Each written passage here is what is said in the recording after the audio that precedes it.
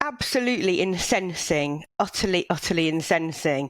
And the pictures and the scenes that we saw last night, it's just blatant hypocrisy, I'm afraid. Nobody has any issue with adults being out enjoying themselves, but I do have an issue when our children are being subjected to really quite arbitrary restrictions in schools and having their education disrupted over and over again. So we have masks now back in communal areas and corridors, but we know the calls and clamour is already coming for them to be masked elsewhere in the school. Nativity plays, as you said, cancelled.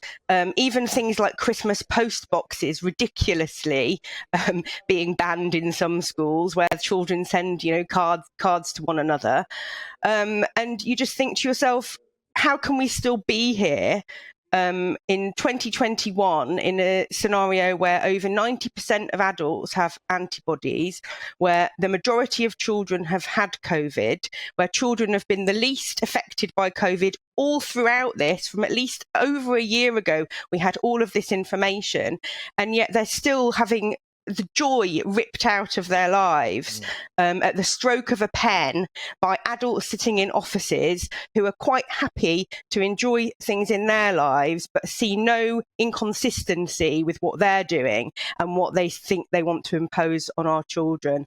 And I, as a parent, are furious. No, and you should be. You should be.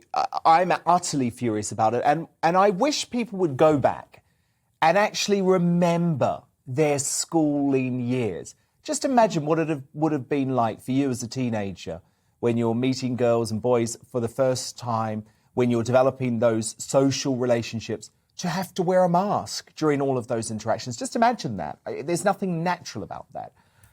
And just remember how devastating it would have been for you to have your prom cancelled, to have your nativity cancelled.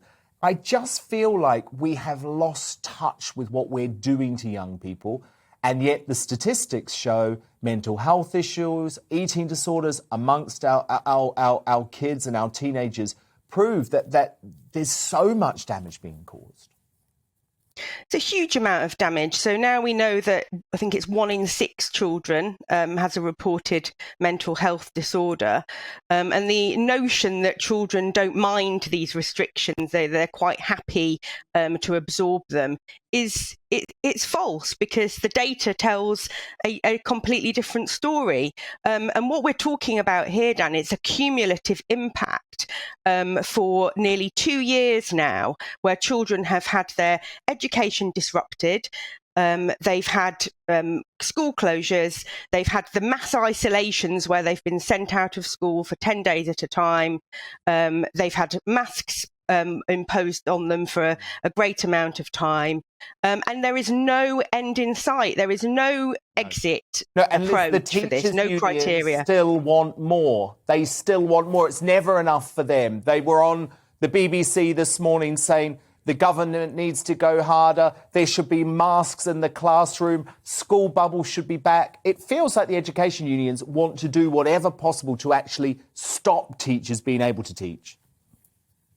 Yeah, I have to say that is exactly what it seems to be like. We knew as soon as the Education Secretary has said masks in communal areas, then the calls begin for the masks in classrooms. So it really does seem like, what is the end point here? And I feel very concerned at the prospect of, if calls for school closures come once again, will the government actually lead from the front and say no? Because we really do need to see some leadership and some prioritisation of our children from the adults in charge, which is the government, to say we need to protect our kids.